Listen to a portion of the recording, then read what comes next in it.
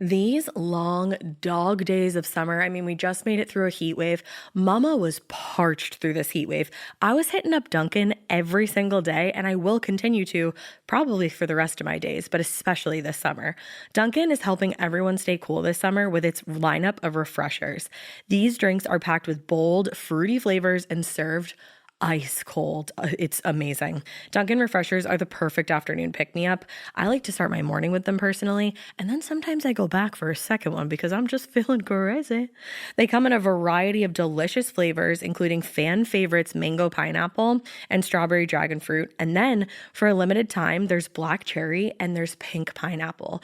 I'm going to tell you something right now, and it's a bold claim, let me tell you, but I stand behind it.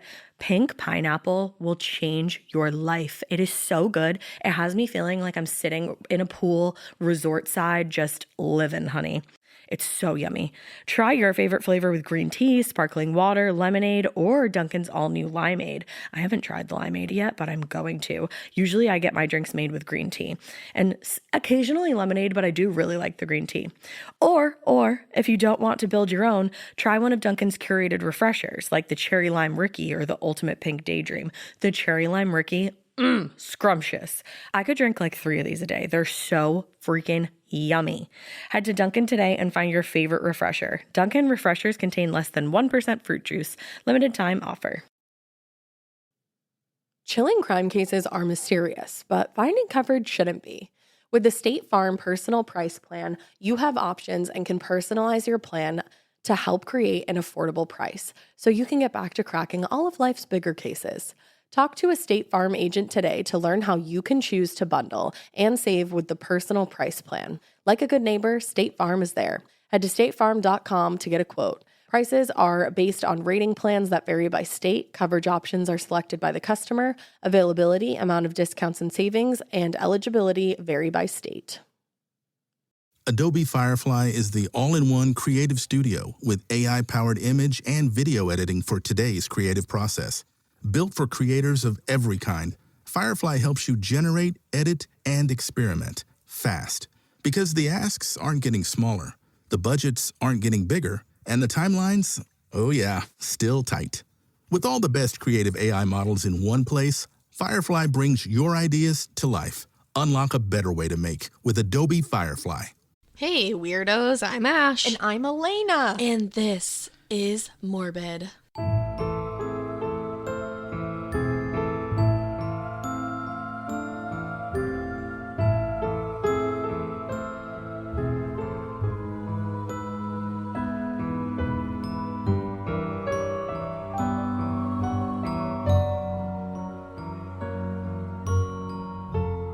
It is a part 2 Morbid. Ooh, part 2 of this fucked up dude. Did you guys like part 1 of Carl Panzram? People loved part 1. Lil Carl. Lil Carl. Just causing all kinds of havoc That's everywhere. his rap name, Lil Carl. Lil Carl. That's his name. Oh my god. No, Carl doesn't do anything that brings anyone any kind we not like, at all. He does not we do rap. not have Carl on the track. No, we do not. But yeah, everybody was really like, thank you so much for you guys for the compliments on the first episode. Everybody was like, oh my god, I'm excited. So that makes me feel good. I love that. I feel like it's because people are just like genuinely in a better mood as of yesterday. Yeah, I don't know what it's, we're in a celebratory mood. We can't quite put our finger on why. I don't know what it is. The world feels lighter. Yesterday, I was just like, oh. All of a sudden, it just felt... I felt like I could breathe. Yeah. I feel like I could be myself. I just feel happy. I do too. I feel happy. I feel gay. You feel gay. I feel proud of you for being gay. Thanks. I don't know. I don't know. I feel history bearing down I feel on like us I have somehow. like choices. Yeah. Yeah. Yeah, it feels that way. Yeah, it's going to be good. Yeah. It feels like the people that we love and like support will have choices. Yeah, I love it. Yeah, it just feels that way. I don't know. So that's fun. I don't know if you guys feel that way, but like we've just all of a sudden it's just something in the universe. So yeah. So hope everybody else feels that way. I hope, everybody should be happy. Everybody, happiness is fun. If you're happy and you know it, clap your hands.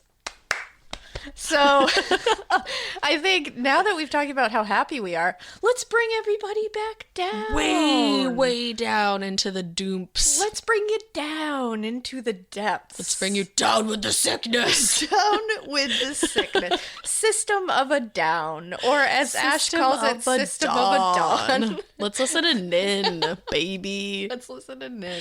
If you don't know what we're talking about, it was a Listener Tales episode. But I know what 9 Inch Nails is. I just didn't know that people said Nin when they were writing it. It's just funny. Nin. I love that of all that I knew Tori Amos. Yeah, that's pretty. That's the gayest of all gays. I was going to say, I don't know what that tells about you, but it's something. That's what that says. It has something to do with it. I don't think we have any other. This is technically quote unquote a mini episode, I guess. Yeah. The ones we don't really do anymore. So we don't really have a whole lot of business, I don't think. I don't think so. Yeah, I think just general like happiness. That's really all. Yeah, just such happy. Just I'm feeling good. Burn out. So on to Carl. Yeah. Let's talk about Carl. Okay. So when we last left Carl, what was he doing? He was on a train, I feel. No. No? Oh, he had killed someone, I feel. He had killed a few someones. He was just on his way on his yacht that he stole. Oh, yes, the yacht. And he was just, hiring sailors for the day. Carl was below deck. He was below deck Mediterranean. With no, Captain it wasn't Mediterranean. Lee. But he was just whining and dining them after working them all day. And then he was just killing them and raping them. Yeah, totally. Not in that order, the other order. Raping, killing. Not yes. Killing, raping. Not that, honestly, it probably wouldn't matter to Carl, to be quite honest, so I don't really know. But either way, he was doing this quite often. Yeah. He did it with a few people. And people back on land were starting to be like, where's all these sailors going? Why does he have a different crew every day? People are really starting What's to going believe on? in sirens again. Yeah, they're all of a sudden like, this is a little conspicuous, a little bit. Because he's just literally like luring them out onto a yacht, taking them out, murdering them, then coming back and being like, I would like another sailor, please. So I think eventually but they what were happened to the last 12? Where'd the other ones go? Yeah. So he was like, all right, I should probably stop what I'm doing right now. And he had to switch up his style a little bit because he was like, I'm not going to stop murdering. No way, Jose. That's something I'm not going to do.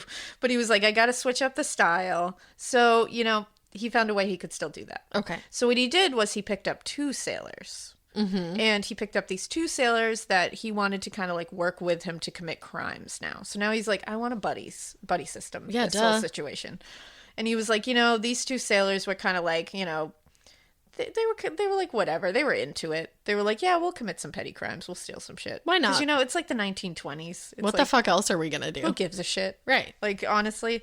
And so they were like, all right, we'll do this. So they traveled down the coast, robbing every yacht they passed. Awesome. So they're straight up pirates. And that is one thing, exactly. Because one thing that Carl was really into was cowboys and pirates. Oh. He grew up like being very interested in them and he wanted to be them. They were just because they're outlaws. Yeah. And that's what he wanted to be. So he is a pirate now. He's being a pirate. He's living his dream. Dream big, I guess.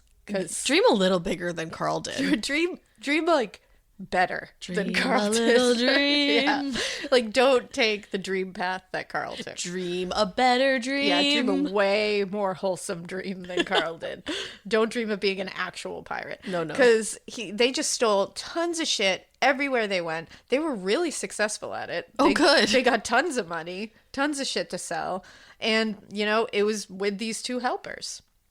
But he was sharing the stuff with him, like, so that he was giving them like pieces of the pie. Sure. And they were like, oh, okay, so this must mean that like we're really like in cahoots here. Yeah. But his whole intention was like, sure, you can have pieces of the pie because I'm just gonna end up killing you. Right. So it doesn't matter. Like, sure, hang on to this shit while you're on my yacht. You're not gonna I'm just gonna take it back from you when I dump you in the water. Oh, that's sad. So it wasn't like an act of kindness or any kind of bond he had with them. He just knew that he was gonna end up killing them. So in 1920, they hit bad weather coming into Atlantic City. Mm-hmm. And Carl is not a professional sailor. No, he's just a yacht stealer. I don't know what you heard, but he's not. So word on the block is I know, no. He sure made it seem like he was. He had this big yacht, and he's taking sailors out there all the time. So he's making it look like he is, but he's not. So he wasn't able to fare well in this bad weather. So the ship actually hit some rocks and sank. Oh. It sank along with all the shit they had stolen. No, what happened to them though? Well, Titanic lifeboat? they all three survived. Shoot. Weirdly enough. But the one thing that sank with the boat that was like the most devastating was that gun he had stolen from Taft. Oh, that is devastating. And he was pissed because he was like, I planned on using this gun for a long time to keep pinning him on murders on him, like connecting him to murders, so he'd have to hear about it every time I did it, and I was going to be like on his ass forever. That does and it kind got of cut suck. short. You're like, that sucks, Carl. I wish you got to pin more murders on. I'm mad at Taft for sending him to like a really horrible prison. It was a pretty bad idea. It really was. But like making it. But I don't support murder. No, definitely we don't support murder her. Murder. I said murder. I said we don't support murder her. we both just had a little did. moment. It's been a long week. I think Yeah. everybody can agree. So, like I said, all three men survived, which is nuts. The two men, like the two sailors, when they got to land, ran off immediately. Like they were like, bye. Because I think they probably knew like he had other plans for them. I don't think Carl was exactly the kind of guy that you would like. I think you'd believe maybe he was like this like tough guy. Yeah. Who was like dangerous, but maybe you had like some kind of rapport with him. But I don't think he was good enough to make you believe that he wasn't going to fucking kill you. Oh, good. So I'm pretty sure these two were like, yeah, we should just dip. Well, I'm glad they were able to dip. So they ran away. And he was like, all right, well, I'm going to murder someone else. Okay. I got to do this. So now he's lost his, and he's pissed because he's like, now I plan to murder these two people and I didn't get my fix. Right. So what the fuck? And my gun is gone. My gun is gone, my boat is gone. And all my shit is jewels gone. and everything. Yeah, all my shit is gone. So now he's lost his boat, so he's back to jumping on trains to get around. See, I knew you said, "Where's Carl?" and I was ahead of myself. You knew he would come back to the trains. All good things lead to trains. Carl is the original boxcar child. He literally is. He loves it. He can't stop. Trains, loves it. He loves it. So he jumped on more trains and he's just traveling around. He's doing Carl things. He's just raping people, robbing people left and right. Oh, good. All like everywhere and anywhere. Okay. Because again, remember at the end, he's like, I have like raped and assaulted and murdered like thousands of people. Yeah. But of course now he's murdered people now. So and that's he's only his- recently started thing. murdering people. So now he's like doing his thing, robbing and raping. And he's like, It's not enough. this isn't giving me what I need anymore. Exactly. So he's like, I need more. So there is a small gap in what he was doing for a few months between then and the next thing. Mm-hmm.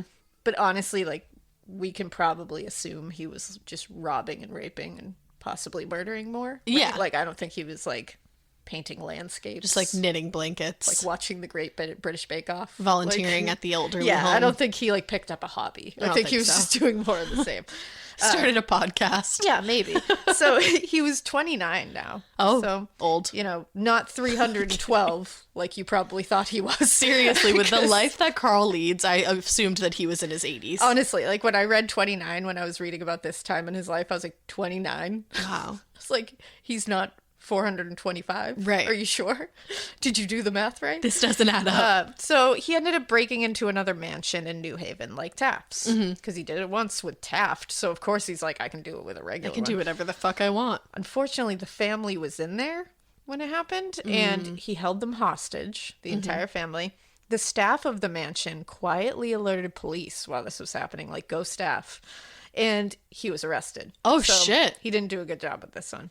Adobe Firefly is the all-in-one creative studio with AI-powered image and video editing for today's creative process.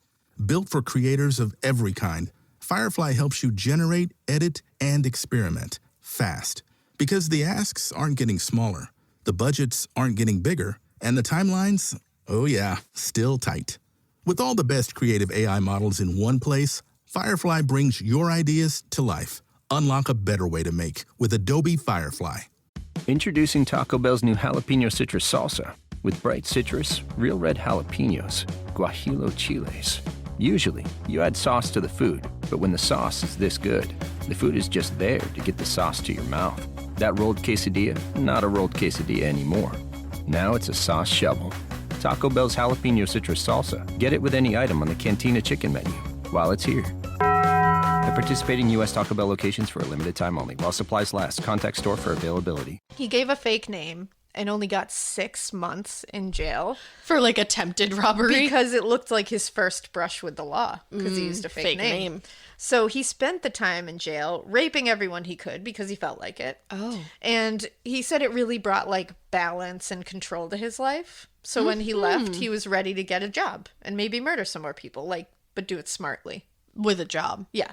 Like he was like, I want a job. He's like, murder doesn't come with health Like, insurance. yeah. He was like, I'm definitely going to murder more people, but like, yeah. I'd like to start is it an IRA? I'd like a 401k. Yes, yes. You know, we got to plan for the future. Retirement. Yeah, we don't want to just go willy-nilly. Never. So what he did was he joined the Flying Squadron of the Seamen's Union, Yeah, same. obviously. And he helped the Blacklegs, which we talked about in part 1, who are like they're like the Oh, right. There's scabs and then there's Blacklegs. Scabs will work for the lower wages and the Blacklegs will just beat the shit out of the picketers. Yes. Yeah. So he started helping the Blacklegs again when strikes happened within that union because he's really good at it. And he was learning to sail better while he was doing this. So he's learning to sail while also getting to beat the shit out of people. But that's like Carl's dream. It's Carl's version of when you love what you do, you don't work a day in your life. That's how he feels. That's exactly what that is. He just loves what he's That doing. is fooked. And things escalated pretty quickly, which I'm sure you're like super shocked that Carl No didn't like way. maintain a level of decorum while beating the shit out of picketers. It's very strange. Yeah. So people started using weapons as opposed to fists on the picket line. Good, which good, good. Not good. And one day a gunfight broke out with Carl at like leading the pack. Of course, police came and Carl decided to just fire on the police too because he just didn't give a shit. Why not? And the police were able to arrest everyone, including Carl.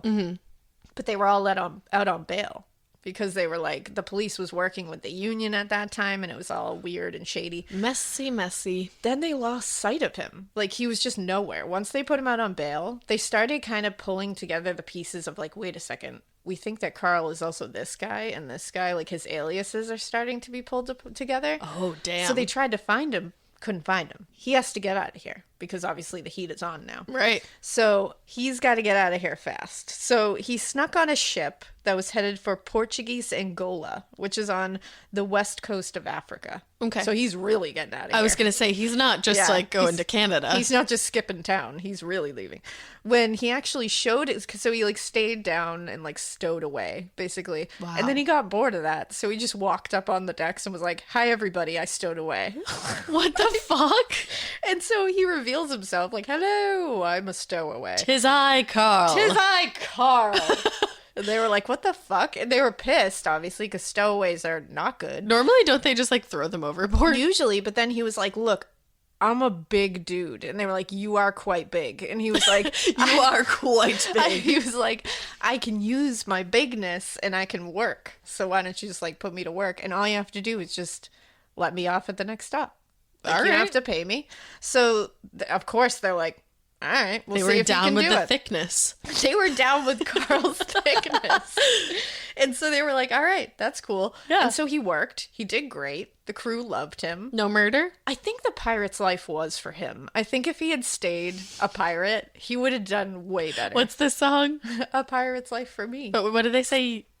Yo hoy? Oh, Yo yeah. hoy? Yo ho ho and a bottle of rum. Yes. Yeah. But for him, it's like yo ho ho and bottle of I'm murder. gonna murder someone. Yeah. Yeah. Doesn't quite roll off the So tongue. it doesn't, but Carl definitely would have been better as a pirate. I think he should have sailed the Yeah. 7 seas. He could have found his bro, Jack Sparrow, and all would be lovely.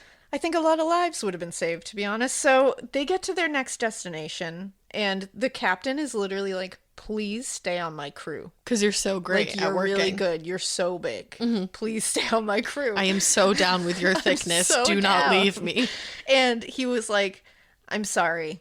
Like, I can't. I need to get off. He's like, I want to get off here. I want to go live a life of luxury where I just like float around and no one knows who I am. I just want to do that. I don't want to be Alright. on the 7 seas. He's like, I don't form relationships, Cap. No, he was like, I don't want to be friends.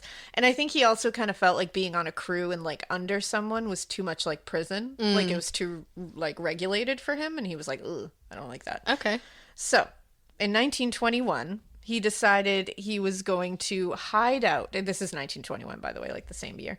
But he decides that he's going to hide out where they dropped him off, which is in Africa. Okay. In Angola. And he's going to hide out here because he's white. And he can get away with whatever the hell he wants there back then. Ugh. So he was like, I'm just this white guy. I can walk around and I can like just fuck around. And nobody knows who I am. And no one's going to dare do anything to me. Right. Which... The ultimate white privilege. Yeah, exactly. He could be whatever kind of fuckhead he wanted to be, and trust me, he is. Oh, no. So I want to warn now, because it's going to be coming up in a little while. I know I said this before, and I was like, it's going to get gnarly, and you were like, no, it already did. No. Gnarlier? It didn't get gnarly. Okay. It's going to get gnarly. So just letting you know, there's some really violent things that happen in the next few things. So just be prepared, everybody. Okay. If you need a break, go take one. I'll be here when you get back to ruin your dreams. I might not be. Yeah, Ash might not be, but I'll be here. I'll be here to keep just shoving this down your throat. So he got a job when he got there because, you know, Carl gets jobs. Yeah. He doesn't. That's one thing about Carl. He's not just gonna walk around and, you know, he's gonna rob. He gets he's the gonna work do done. that stuff, but he also is like, I need an honest day's work. I was as going to well. say he Yeah. makes an honest living. Which is strange to me. It It's is. strange that he constantly needs to get a job because he's really good at stealing and robbing. Like, he probably could live off of that if he really wanted to. Yeah. So it's a strange... His psychology is beyond... He doesn't like to explanation. overindulge. Yeah, it's like... He just needs, like, that kind of normalcy, which is weird. I think he needs some kind of regulation, but, like, Right. not too much. Right. And when it becomes too much, that's when he goes bonkers. So he gets a job, and it's with the Sinclair Oil Company there, because it was an American oil company. Mm-hmm. He did well working there. He made money, like he was doing okay. Being Carl. He used this money, however, for really fucked up shit. Okay.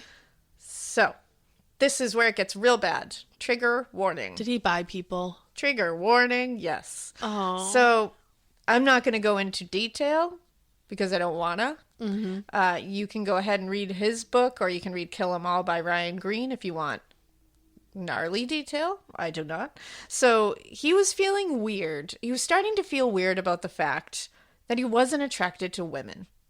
It was starting to, like, all of a sudden be apparent to him. Okay. And he was like, you know what? Why don't I ever have the urge to, like, rape a woman? Like, I just don't want to. Oh, like, gee, what a horrible thing to which lack. is like, okay. And it's like, so he was like, you know what? I gotta fix this. So he did something horrific to fix this. He bought an 11-year-old girl for the evening from her family. Oh, no. He did this for $6, $6 American dollars. With the promise that she was a virgin. I know this is horrific. What I'm not the going fuck? into detail. And he wanted the virgin aspect because, remember, he thinks women are unclean He and got an diseased. STD before. Only women are the ones who carry diseases, not men. And so okay. he was like, I want to make sure I don't have to, like, deal with that. So he apparently determined somehow, don't know how, don't care to know how, that he felt she was not clean and pure and was not a virgin. Okay. So he returned her to her family, and then he demanded that they hand over their 8-year-old as exchange.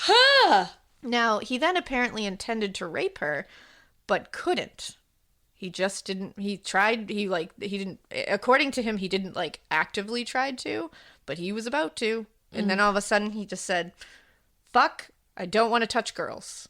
Like, he was Okay. literally like, I can't do it, which it's like, that's a child. So you're not really testing your women theory. That's a fucking child. Right, you're testing your child theory. You're testing your pedophilia theory, which you've already tested because you rape little boys. So Right. you're gross, Carl. Like, don't try to make it like a gay thing. You're gross. Right, I don't feel bad for Carl ever. Like, you're a pedophile. That's what you are. That's what you should be concerned about. Let's stop thinking about who you're attracted to, like, gender-wise, and let's really talk about age here. Like, that's the problem. And the fact that you're a murderer, sir. So he then apparently just brought this girl back to her family in the middle of the night and, like, just, like, threw her at them and was like, fuck. And then just, like, walked away. And they were like, what? Okay. Yeah. So he was infuriated at this point. He's infuriated that he couldn't do it, that he didn't want to. And so he starts drinking whiskey heavily, like, every day. He's still like, I gotta just get fucked up all the time now because I don't know what I'm gonna do. Okay. So while he's drinking whiskey, he's being waited on at the company, like, food hall where he's just like drunk and just like getting food and drink. And he's being waited on by the teenage son of one of his coworkers. Oh, no. Now, he started grooming this teenager for a few nights, and then he ended it by raping the boy brutally. Oh. Yeah. And this was only after a couple of days of just like grooming him. Well, this boy smartly and immediately reported this to Carl's boss. Right. And his boss fired him, obviously. Yeah. And when he did, but I say obviously, but it wasn't. I know. It's not like this guy was like, "What? Right. That's terrible." Because this boy was the son of a local. And this means this white guy boss didn't give a shit. The only reason he fired him is so that he wouldn't have to deal with the backlash. That's all it was. Like he didn't keeping give a up shit. appearances. I just want to be clear that like, fuck that guy too. So he fires him. Carl took it really well and just no, he didn't. He didn't take it really well. I was So- like, no, he didn't. What? No, Carl immediately punched him in the face as soon as he fired him. And then he kept punching him and then beat him with a chair until he was in a coma. Oh. Yep. Oh, okay. So his boss fired him not for the way rape, you deal with that. and he beat him into a coma. It's going to be an HR situation. Yeah. So now he's fucked because now he's done a lot of bad stuff and it's starting to get around. In a matter of like one day. Yeah. So now he's like, I got to get back to America. Like, Yeah. I've apparently worn out my welcome here, like real fast. Like Within, real like, a fast and month, I feel. furious. Yeah. And so he asked the American consulate. He's like, excuse me. No, he demanded the American consulate that they give him passage on a ship back to America. And they were like, no, you're a fucking monster. Right. And they were like, want to know how we know you're a monster? Because police in New Haven have already given us your shit. And also, your boss, who has come out of the coma, has reported your ass, he and you're a came out fucking of the piece of coma. shit. Yes. So they were like, everyone knows you're a piece of shit. You're not coming back. And he was like, oh. You would think that they would extradite him and then put him in jail. Well, I think at that time they were just like, whatever. We don't give a shit. You're a piece of shit. Just go live in the woods or something. So they're just So- like, no, you can't leave, but Yeah, we're not like, going to put we're you in jail not here giving either. you passage What? on a ship. Okay. So now he just decided to literally camp outside the Sinclair Oil Company because he's pissed. okay. Remember, he does not take slights. No. Well. No. And he is like, and in his mind, he's like, anyone I can pick off and just like rape and kill for spite out here, I'm going to do it. Okay. Because now this is what I'm going to do. And everybody in there knew he was camping out around there, and they were walking together in groups because of it. Oh my like God. These grown-ass men. I don't blame them. Yeah. Carl is huge and scary. Then one morning, a 12-year-old boy who was running errands for the oil workers came across him in his little campsite. No. And he couldn't figure out what way the oil company was, so he asked him for directions. And Carl pretended to help him. He was like, sure, I'll take you. So he brought him to an abandoned rock quarry, and he raped him and killed him by repeatedly slamming his head into a rock. He wrote there's a quote from him that says, quote, his brains were coming out of his ears when I left him, and he will never be any deader. He is still there. Oh. Yeah. Wow. He loves saying that his brains were coming out of his ears, which I'm like, I feel like you're exaggerating. Over embellishing. But either way, it's fucked up. Now, before leaving town, he set the oil place on fire. Oh, awesome. So he literally destroyed the livelihood of everyone who worked there. Perfect. Because he loves doing that. Now, and again, revenge. That's like all he lives for. You slight him in the littlest way, and he's going to burn your whole fucking shit down. Carl, I feel like you just need a good therapist. He needs something, man. He needs better help. He does. And so the next place he went was a place called Libido Bay, which is just like out of town. Okay. There, he hired 6 local men to take him. They're like hunters and like they're like tour guides. Yeah. To take him by canoe to a place where hunters often hunted these huge crocodiles. Okay. Now, these people do it all the time. It would usually be like 3 hunters that would hire these 6 guys, but it was just Carl this time. Yeah. Now in Kill 'Em All, it says there's 2 different stories about these murders that occur. Carl's version, and then in Kill 'Em All, they tell a little different of a version. Okay. Now, the one in Kill 'Em All, that book, says that They set up camp at one point up the river because they were going for a long time. And in the dead of night, Carl woke up and told one of them he had to go to the bathroom. They were taking shifts guarding the campsite because crocodiles. Yeah. So the one that took the guard shift followed him to the edge of the campsite while he peed.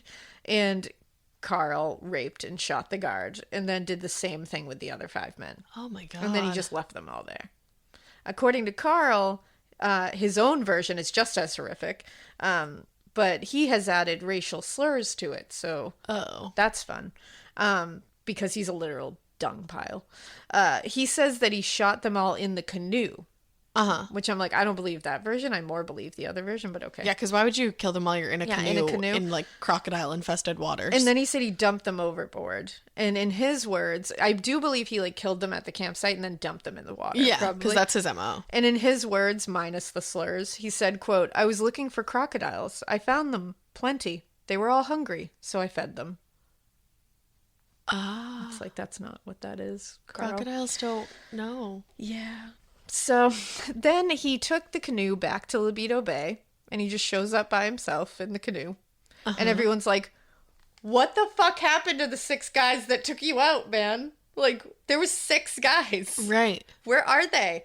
And he's like, oh my God, so weird. They all got attacked by crocodiles. Not me, though. And everyone there was like, I don't even believe that for 1 second. And then they were like, why don't you have a scratch on you? Like, they all got attacked, and he was like, don't know. Because crocodiles don't like Carl. He was like, I'm Carl. That's why I fought off all the crocodiles. He's like, I literally beat a crocodile myself. And honestly, he could. I yeah. fully believe he could.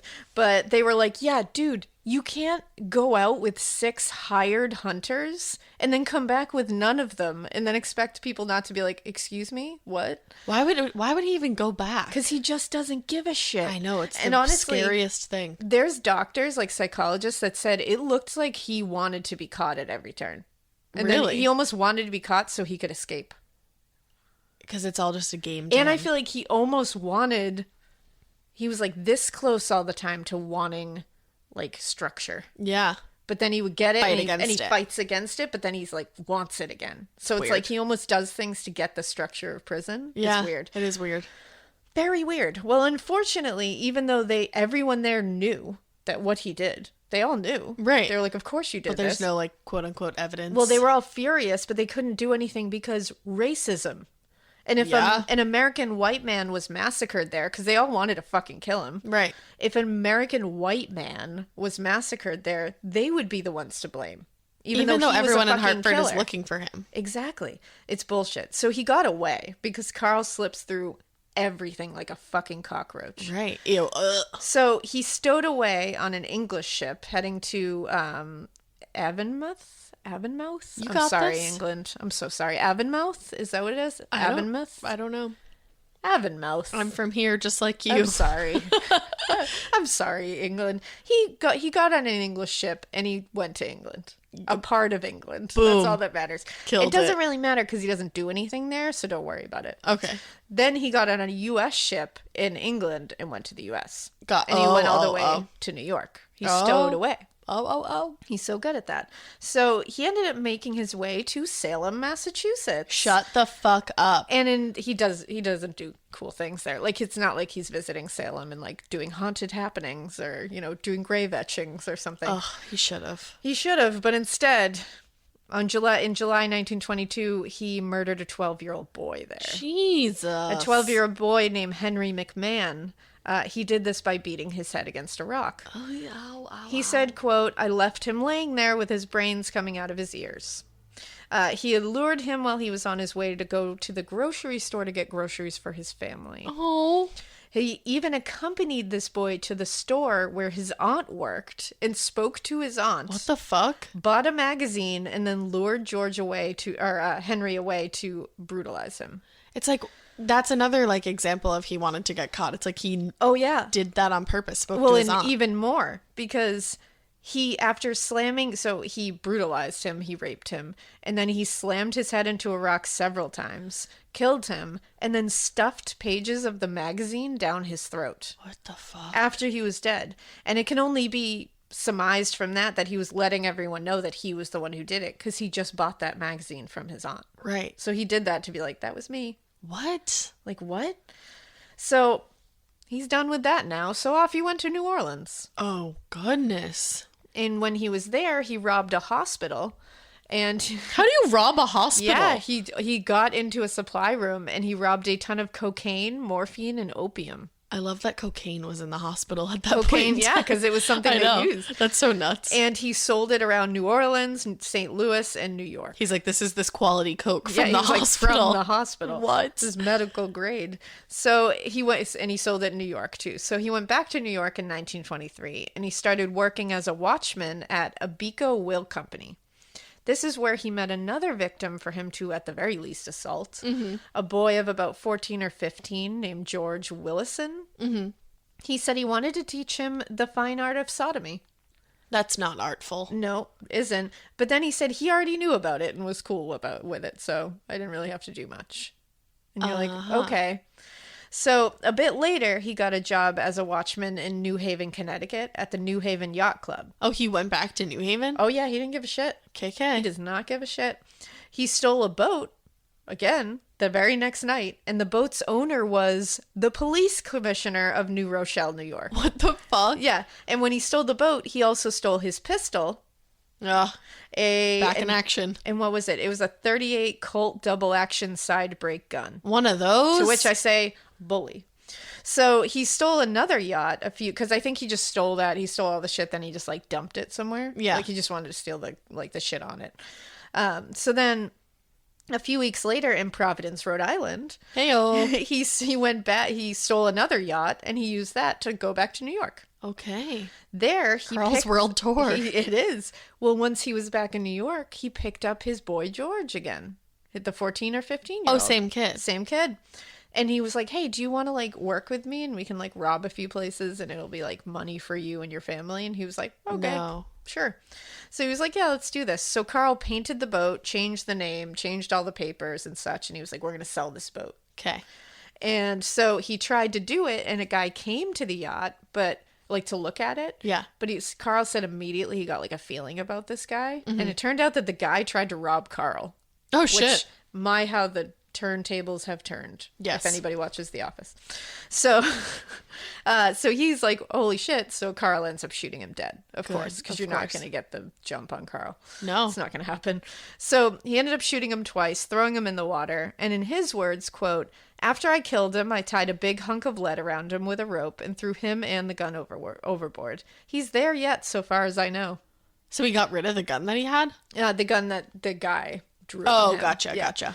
So, and I love how he keeps saying like that person's still there. I'm like, do you know how decomposition works? I know, right? Do you know how like the world works? Still there. Do you know how biology works? Like he's still there. He probably doesn't though, because he didn't get to go to school. No, he definitely doesn't.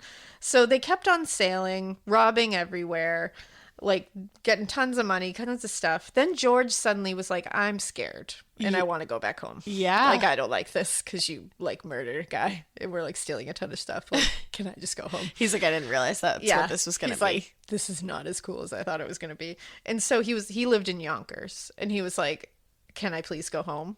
Carl just brought him home. Weird. Just dropped him off. Very Let him weird. go home. Well, and then the kid was like, cool, thank you. Went right to the police and told him everything. Yeah, like what?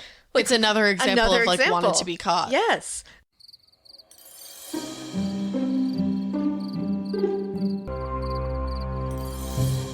So police caught him and arrested him. He was charged with sodomy, burglary, robbery, and I think he was also charged with trying to escape the jail as soon as he got there. Shocking. But he got a lawyer this time.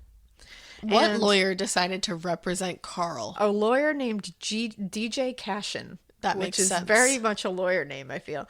And he gave for the payment, this lawyer, he was like, you can have my yacht if you get me off this. Wait, I can't believe I missed this moment. DJ Cashin, we the best. Okay, There thank you go. There you go. So he's like, for payment to get me off of these charges, I'll give you the yacht. Yeah. And here's all the papers. It's for my it. yacht. Yeah. So he ended up getting him off somehow. Wow. Got him off all the charges. And when Cashin went to go with the yacht papers to register the new boat, the original owner came back from Providence and took the fucking boat back. So he basically did that pro bono. He did, because he was like, this is my stolen boat, you fucker. This is mine. And Carl knew that. He was like, eventually that dude's going to come back for his boat. He's not going to be able to get it. It's not my fucking boat. So he's he just got off it. So Carl's out again. And now he's back to New Haven once more. Wow. Where he raped and killed another boy. He said in his own words, he, quote, tied his belt around his neck and strangled him, picked him up when he was dead, and threw his body over behind some bushes. It's interesting to me that he, like, doesn't have a specific, like choosing of how to kill someone. It's like he'll do anything. He'll just do anything. He loves smashing against a rock. He likes to strangle. It's all hands-on. Yeah. He will shoot people, but it seems like he'll only shoot men. Yeah. And he likes to physically overpower boys. Yeah. Which is a strange pathology. Now, right after this, he went back to New York and he robbed a post office. Okay. Well, he got caught in the act of that. So That would happen. Good job. And got 5 years in Sing Sing prison. Oh. Now, he got another 5 years tacked on to that to serve in Dannemora because of all the prison sentences he had gotten and escaped from and not served. Yeah. So they were like, we're going to start tacking these back onto your sentence. And in October 1923, he was transferred from Sing Sing to Clinton Correctional Facility in Dannemora, New York, which is better known as Dannemora Prison. Okay. It's known for being a scary-ass place, and there's scary inmates in there. It sounds familiar. It's like the prison for incorrigibles or something. It's like people who they just can't fix. Is that the one where those two guys escaped from recently? It is, yeah. Okay, cool. He tried to make some kind of bomb-like device while he was there to burn it Obviously. to the ground. He was caught. He also tried to kill another inmate there by hitting him on the head from behind with a 10-pound club. Yeah. The inmate survived that. I don't know how. Because they must have been, like, bigger than Carl. But Carl got some extra time tacked on. He then tried to escape on July 25th, 1924, but he was caught again trying to escape. And this was like a crazy escape. And he was put in isolation for a long time. Mm-hmm. Now, during this escape attempt, he, like, really hurt himself. Like, he fell, like, 30 feet. Oh. Yeah, and so he had 2 broken ankles, a twisted back, and a ruptured testicle. A ruptured testicle. Yes. Which, like, was he trying to pick a lock with his testicle? I don't understand. Yeah, how do you rupture your testicle? Like, I'm sure falling from a great height, I'm sure that had something to do with it, but I was like, did he use it like a rope to, like, rappel down the wall? Ouch. I don't even have a testicle, and that was, like, sounded painful. It just seems like a strange injury to get. I don't know. Yeah. Also, I mean, a twisted back. Oof. It's a bummer. And I know falling from a great height, you can rupture a testicle. I know that. It's just fun to joke It's just about, funny 'cause testy. to pretend that he used it to pick a lock. So, August 7th, 1925, at the age of 33, he had surgery. Because He's only 33. He's only 33. He's not 625 like you all think. What? He had surgery, and during this surgery in prison, he had his testicle removed. You have 2 testicles, right? Yeah? Yes. Okay. I don't know. I love it. I knew. I was just confirming. I can't wait for people to start tweeting that. Can we put that on a shirt? You have 2 testicles, You have right? 2 testicles, right? Hashtag gay. So, so he said he tried to see. He was like, so I got the testicle removed, and I was like, can the rest of it still work without this one testicle? Which, like, spoiler alert, it can. Yeah. Carl, you're okay. Yeah, plenty of people just have 1 testicle. But he decided that he was going to test this out, so he just started raping inmates again. Awesome. So he got caught in the middle of raping an inmate, and he got goodness. 2 years in segregation for it. That's all. 2 years. So he was really going off the deep end at this point, but according to him, he was just really focused and in his, like, vibe. He was just vibing. Is it like was the death penalty like a thing back then? Like, how did he not get that? It was. Oh, he does. Don't worry. Okay. But this time, I mean, because, again, he's just getting caught for weird shit Right. at this point. And Never he's- murder. He's got so many aliases that they have not been able to tie all these back to him. Right. So, while he's in there, he had a lot of time on his hands, and he's starting to write things down and make plans. And he has a lot of terroristic kind of plans. He wants to, like, bomb trains. He thinks that would be a lot of fun. Okay. And then he also thought about starting a war between England and the United States. You know what? I believe that he Himself. could have. I feel like he could. Like, I almost made fun of that, and then I was like, if anybody's going to do it, it's Carl. It's Carl. Yeah. He also planned to poison an entire city's water supply with arsenic. Oh. So that's a plan. And he said he would have done all this. I believe it. And he said, except that, quote, there were circumstances and luck that were against me. Yeah. And I honestly believe that. I do too. In 1928, he was released. Why? Because again, he only had to serve those 2 sentences. He got like a little bit tacked onto his sentence, but he served it He out. worked through that. So, literally. in his words, as soon as he got out, quote, 18 days after release, I committed 6 or 8 burglaries, and 2 days later, I committed a murder in Philadelphia. A week later, now that murder in Philadelphia was a little boy, another younger boy. A week later, I committed a burglary in Baltimore. 12 days later, a burglary in Washington, D.C. The next day or two, I committed 2 more burglaries in Baltimore. Then I was arrested in Baltimore and brought back to Washington, D.C., where I was put in the D.C. jail. Wow. So he really went for it. Yeah. Reign of terror. Reign of Carl. Seriously. And that last thing he was caught for was stealing from a popular dentist in the area. And they caught him coming out the window of this place with like a clock, with like a big radio. Of Novocaine. Like, just like a radio. No, I know, I'm kidding. I'm like, what were you doing? I like that that's what he stole from a dentist. It's like, that's what you got caught for? He didn't get caught for murdering the little boy. He got caught for stealing a radio from a dentist. Yeah, that's just dumb. Now, this was on August 10th, 1928 that he was arrested. Yeah. Doctors, again, agree, and they look at this stuff as, like, he definitely wanted to be caught. Yeah. Like, there's just Because he something knows there. how to get away with murder. He does. So obviously he knows how to get away with stealing a clock. And to go on that kind of rampage, you're looking to get caught. Or to draw attention to you. Right. Now, he was described by police at this time as, quote, a bear-like man with a limp, a heavy black mustache, and a gate hard eyes. A what? A gate hard eyes. Okay.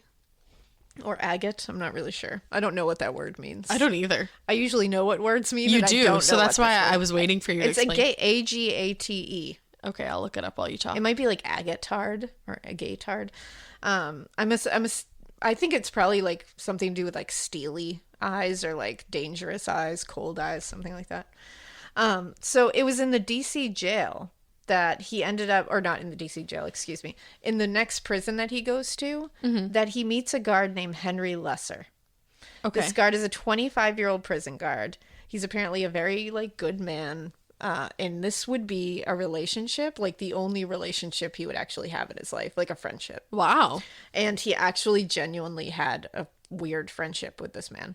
Wait, this is really weird. What? Going back to the agate, it's an ornamental stone consisting of hard variety of something typically branded in appearance, or a colored toy marble resembling a banded gemstone. Okay, so he had like stony eyes. Yeah. That makes sense. Still don't know if it's agate or agate, but either way. So he met this prison guard, Henry Lesser, and immediately, like, Henry Lesser is kind of like talking to him like a real person, and he's like, I don't know about this. This is weird. And Lesser became very interested in Carl because he was like, what the fuck is your deal? Yeah. Like, you're a weird dude. Same. And Carl told him when he asked, like, what do you do? He was like, I reform people like you do. Oh. And he was like, no, you did not. He was do like, it the that's same how you way." got yourself here? Yeah, he was like, no. So when he first got to this place, he was put in the basement and placed on a snorting pole, which we talked about in part 1. Okay. Basically, he was hoisted up with handcuffs on a rope where his toes were barely touching the ground. He was left there for 12 hours. Oh. And he was already in a lot of pain because he had broken bones and like fucked himself up from that escaped attempt. Yeah. So he was already like fucked up. And so he was in agony. He was like screaming the whole time, I guess. They even had a doctor checking in on him periodically through the torture just to make sure he didn't die. What the fuck? I'm And- surprised that he was screaming, by the way. That's the thing. So you know he was in pain. And I guess he was screaming threats at the guards and telling them what he would do to their children when he got out. Oh. And he was giving them details about the murders he had already committed on children. So now he's confessing. Right. And so they were like, what the fuck? So they ended up clubbing him into unconsciousness. Just They to were make like, it we don't stop. want to hear this They were anymore. like, nah. Some say he got a second. I saw some sources that said he got a second night doing this too because he threatened the doctor's assistant. Like he threatened to rape the doctor's assistant. And so they were like, Jesus. you can stay for another 12 hours. Now they had this confession. And you would say, like, obviously it's under extreme torture and duress. So Right. are we really going to believe that? He had admitted to murdering boys in Philadelphia, New Haven, and Boston. Yeah. So he had actually admitted these earlier to Yeah. other detectives. He had said these same stories, but the detectives thought he was just trying to act like a tough guy. 'Cause, Okay. You know, criminals do Yeah, that. let's not look into murder. No, let's not do that, especially child murder. No way. Now, in the fall of the same year, 1928, he was caught trying to escape, and he was tortured again. And when he was brought back to his cell, Lesser gave him sympathy and like gave him, I think he gave him like a couple of extra like some prison money, basically. Just because he was like, you know what, like, I see that you have not had a good life, and I feel like you're just like, whatever, which I'm like, he murdered people, particularly children. Let's not be nice to child murderers. He also rapes a lot of people. This is not a man that you want to be friends with. But, like, go off, Lesser. ASMR warnings. So like, Lesser didn't know the full extent, and he actually said, and I guess this actually, like, touched Carl. Like, genuinely, he was like, this person is, like, being nice to me. Okay. And so he actually told Lesser, quote, "You are one of the few people I do not wish to harm." That's which interesting. Is, like, big words. Because you think about the guy that helped him in the first place, like that prison guy, and he like didn't give a fuck. But he didn't want to harm him either. Yeah. And he also, like, He felt guilty. Exactly. So I think he looked at this like, wait, is this another person? That's Another actually... chance. Yeah. So he started opening up to him now. Okay. He wants to tell him his story. And he was like, I think you can handle it. I want to tell you about it. Can you handle it? Can you handle it? And because at one point, like, the guard was like, what, you know, when are you going to tell me your story about, like, your life? Like, you never tell me, like, real things about your life. And he was like, I don't know. Like, I'll tell you when I tell you. And he was like, well, I'm here when you want to tell it. Wow, and I think that's that so was when nice. Carl was like, shit. Someone's here for me? What? Yeah, he was like, what? So at one point, he was like, can I have a pen, like a paper and pencil, and I'll write it down. Like, I'll write down my life story. So he was like, cool. So he ended up finding out that Carl had a secret love of philosophy. Oh. Like, knew all, like, the, like, Kant and, like all the different philosophers. He had, like, opinions about them. Wow. He felt, like, certain things about it. Was very strange. So it's like, where the hell did you pick that up? Like, in your travels. Like, okay, Socrates. Yeah, it's just in there. So then he asked him, he was like, I'm gonna write this whole thing down. He was like, someday we'll, like, publish this. Like, my life story, because it's crazy. So he ended up writing down some, like, 20,000 words. Wow. Which, like, let me tell you, that's a lot of words. That is. So by this point, they had witnesses from Salem come down while he was being held to identify him as the man who had killed Henry McMahon, the little boy. Right. Because that murder in Salem of Henry McMahon, the 12-year-old, that was everywhere. It was on, like, national news. Oh, wow. It was a big deal. So he was given life without parole for that murder. And he was the one who he bought groceries with him before. Yeah, that was the one that he brought. That was the one that he bought the And the groceries, magazine. saw the aunt, and then Okay. So he was eventually given life without parole, but it was November 11th, 1928, at 36 years old. Again, not 500. Not 800 million. He was sentenced to life in prison at Leavenworth, and he was transferred there on January 30th, 1929. So he's back there. Back 'cause to he's been Leavenworth, there. because it's federal prison. So Lesser and Carl stayed in touch. That prison guard and him, they wrote letters to each other. They had, like, a genuine friendship. Weird. And Carl was put on laundry room duty at Leavenworth, but he hated it. I was going to say, that sounds like a bad idea. And there was a guard there that supervised the inmates in the laundry room, and his name was Robert Warnke. For some reason, Carl immediately hated this man. Like, hated him. And then this guy started fucking with Carl. Carl's a because Cancer, so he's very sensitive to vibes. there you go. So he got a vibe from this guy, and this guy was fucking with him. So he hated this guy. Yeah. Hated him. Now, other inmates said he would just stare at him coldly, like he wanted to kill him, like, every second. That's really scary.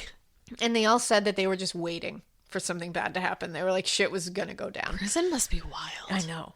Well, then he really fucked himself because Carl started doing, like, extra laundry, I guess, to get extra, like, money to spend on, like, cigarettes and all that stuff. Yeah. And when he found out he was doing extra work for extra money, he sent him to solitary confinement for it. It's not fair. Like, he did something wrong. So he really fucked himself over because, again, you don't spite Carl. No. You just don't do it. Especially not when he's washing your whites. Exactly. So after solitary, he came out and was real mad. Yeah, I'm probably jacked. But he came out of back into the laundry room duty, but he didn't want to work there anymore. Because I think he was like, I don't know if he's trying to separate himself from the problem, but he was like, I don't want to work with him anymore.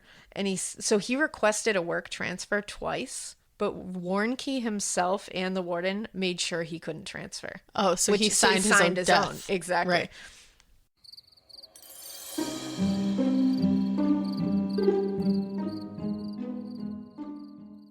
June 20th, 1929, Carl snuck up behind Warnke in the laundry room and hit him over the head with a There are moments that define who you are and who you're becoming. And when those moments arrive, what you drive should rise to meet them. The Range Rover Sport commands attention from the very first glance. Every line, every detail, engineered for impact. Inside, refinement takes over, with sculpted 22-way heated seating with available massage and a 13.1-inch touchscreen that puts everything within easy reach. But the Range Rover Sport isn't just about luxury. It's about uncompromised performance, too, delivering a powerful, agile drive that feels as confident as it looks. And with nearly endless ways to personalize, from interior finishes to wheels to unique colors and accessories, your Range Rover Sport becomes unmistakably yours. For those who expect more from every moment, there's a vehicle designed to meet it. The Range Rover Sport. Exclusive offers available now.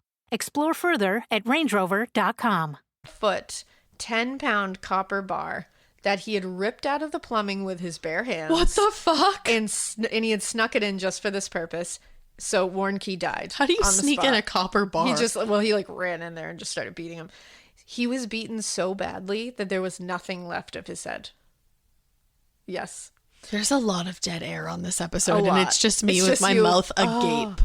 So Carl had now brutally murdered a prison guard at a federal prison. Not good. So I think this is when it's like, you got it now. Right. So he ended up writing in a letter to Lesser, well, I got a change all right, but I had to kill my boss to get it. That makes either 21 or 22 that I have to my credit now. You can put that in your little storybook, and if I keep living much longer, I could have some more to put in my graveyard. Ay, ay, ay. And Lester's like, well, damn. He's like, I don't know how I feel about this friendship anymore. Now, at this point, Lesser was like, I got to do something with these letters and with that whole thing, like confession that he wrote down, like that journal, basically. Yeah. He was like, I can't just sit on this shit. No. So he's sending it to like medical publications and like, psychologists and publishers and all these, like, just someone look at this and tell me what the fuck is going on. He just wanted to understand why he was the way he was. And because he was like, I understand he had a crazy upbringing, like shit happened to him, but like I've never seen someone so evil in my life. So this is when a well-known psychologist named Dr. Carl Menninger became involved. With the Another case. Carl. Another Carl. And he looked at these writings and he was like, I gotta talk to Carl myself. Like, I need to see this in person. So when he met with him to discuss the confessions and his psychology, he was like chained up onto it, like to a table. So as not to murder. So as not to rip him apart. And he actually told Carl, told Panzram, because they're both Carl. Yes. He told Panzram that even though he was a vicious murderer, he was like, I don't feel like you would hurt me given the chance. I don't think you should test Carl. So this is when Carl threw himself forward, luckily was like shackled, I'm surprised he couldn't break through the and shackles. said to him, quote, and this is by this doctor says this was what was said. Take these off of me for 3 minutes and I'll show you. I'll kill you right here before their eyes, before they can even stop me. You won't even have time to be scared. Oh. And then he was like, then he just sat back and was like, all right, let me tell you everything I've done. Let's conduct the interview. He was like, let's chat about my murders. the fuck? And it's like, whoa. That's like not an Ed Kemper vibe. No. So April 15th, 1939, he went on trial for Warnke's murder. Right. He was immediately found guilty and sentenced to death by hanging. I believe that. Now, at one point he said, I just had to add this quote in here because it was hilarious. His quotes are wild. When he was talking about his, like, confessing to all these murders, he said that he used a silencer for a couple of murders on a gun, but they didn't work the way he wanted it to. And so he said if it had worked, he was like, silencers are bullshit. If they worked, then I would have, quote, gone into the murder business on a wholesale scale. My intentions were good because I'm a man who goes around the world doing people good. No, you're not though. And it's like, no, Wholesale murder? Okay. This is not BJ's, Carl. He also said, quote, "It is unnatural that I should have absorbed these things and have become what I am today. A treacherous, degenerate, brutal human savage, devoid of all decent feelings, without conscience, morals, pity, sympathy, principle, or any single good trait. Why am I what I am?" I don't know. That's what he asked the doctor, and the doctor was like, I don't know. He's like, we'll know in about 30 years. He's like, I'm not exactly sure. So this is what he wrote in a letter to Henry Lesser. Sure. Which I'm going to give you guys a website at the end of this, which is maintained, and it has all the letters he wrote to Henry Lesser. Yo! You can read them yourselves, and it's fascinating. That must be It's really truly cool. fascinating. I'll give you guys the website so you can go do a real deep And we'll dive put it in the there. show notes too. Yeah, for sure. So in one of them, he said, "In my lifetime, I have murdered 21 human beings. I have committed thousands of burglaries, robberies, arsons, and last but not least, I have committed sodomy on more than 1,000 male human beings. For all of these things, I am not the least bit sorry. I have no conscience, so that does not worry me. I don't believe in man, God, nor the devil. I hate the whole damned human race, including myself." It's like, wow. Yeah, that's an like angry sad, but like not sad. Now, at one point, the Kansas delegation of the Society for the Abolishment of Capital Punishment came to his aid. Yeah, did they? And they actually spoke to Carl and visited him in prison, and they wanted Herbert Hoover, which we just talked about on an episode about JFK assassination theories on Crime Countdown. Yeah, we did. They wanted Herbert Hoover to make his sentence life in prison, to commute it to life in prison, instead of the death penalty, because Okay. they weren't down for that. Now, they actually started the paperwork for it, but he was pissed. Really? Carl did not want this. He didn't agree to it. He said, quote, "This you are doing without my consent and against my will. I choose to die here and now by being hung from the neck until I am dead." And he also told them, quote, "The only thanks you and your kind will ever get from me for your efforts on my behalf is that I wish you all had one neck and that my hands were around it." Wow. So he was like, don't fuck with my No. death sentence. And I'm he stoked said- for it. And he said he was actually going to send a letter to Herbert Hoover himself. He didn't end up doing it. He wrote the letter. And I think he showed Henry Lesser the letter, like wrote it to him. And in it, he wrote, "I believe I am within my constitutional rights when I refuse to accept a pardon or commutation from the death penalty to a sentence of life, either in a prison or an insane asylum." Wow. And he said, quote, "I look forward to a seat in the electric chair or play dance at the end of a rope like some folks do for their wedding night." Oh. So at this point, he wants to die. Like I want to dance from a Play what? dance at the end of a rope. What? Yeah. And so at this point, he really wants to die. And at this point, people are trying to help him not die, and that's stressing him out. And he doesn't want that help. He does not want to stay in prison. He's over prison. His whole life has been prison. So at this point, he just wants out. He got super stressed. And so he attempted suicide June 20th, 1930. If that date sounds familiar, Yeah. it's because he did it on the anniversary of murdering Warnke. Wow. That's right around his birthday too, I think. Yeah, I think he definitely picked that date for sure. And he did this by cutting a gash on his leg, and then he ate a bowl of rotten beans. Ew. What a way. What the like how do those two things correlate? I think the gash he was probably trying to hit his femoral artery, but I'm sure he didn't know where that was, so he just kind of gashed open his leg to hope he was going to bleed out. Do you think and he then he knew where ate his the femoral bowl of artery rotten was? beans just to Get a stomach just ache. to add it onto it.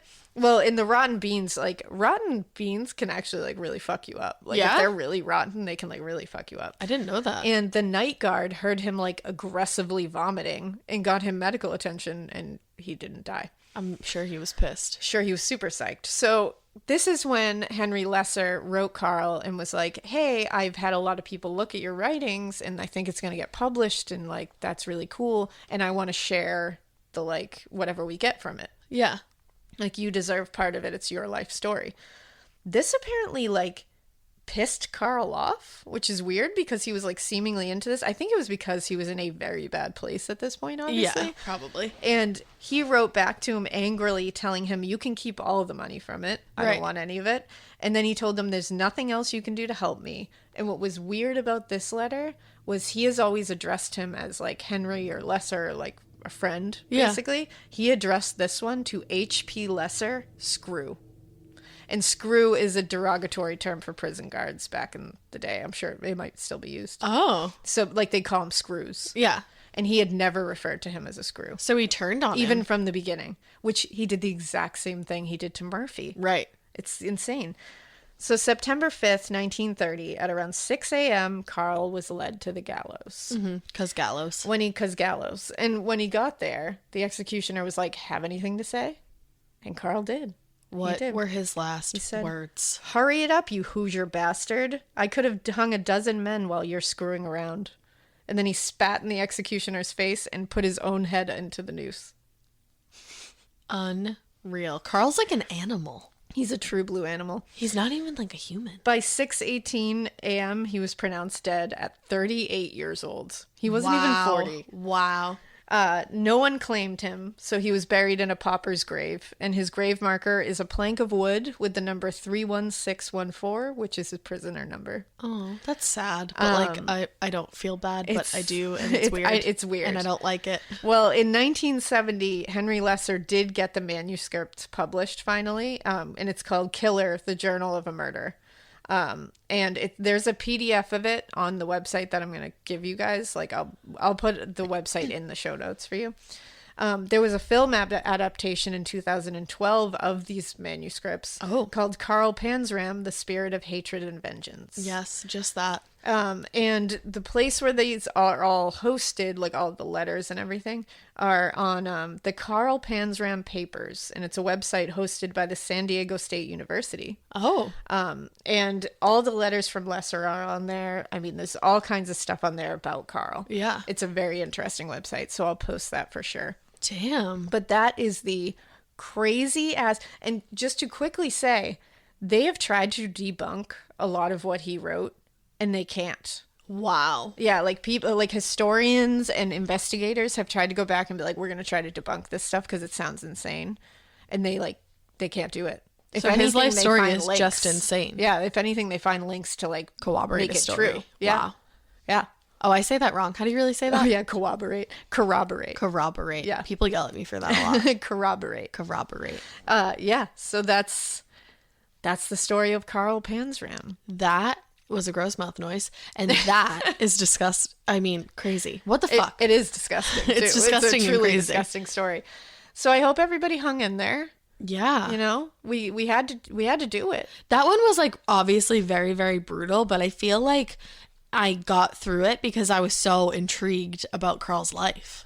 That's the thing. His life, the fact that it's true from all accounts. Yeah. How open he is about it, how unapologetic he is about it, and then the psychology behind it.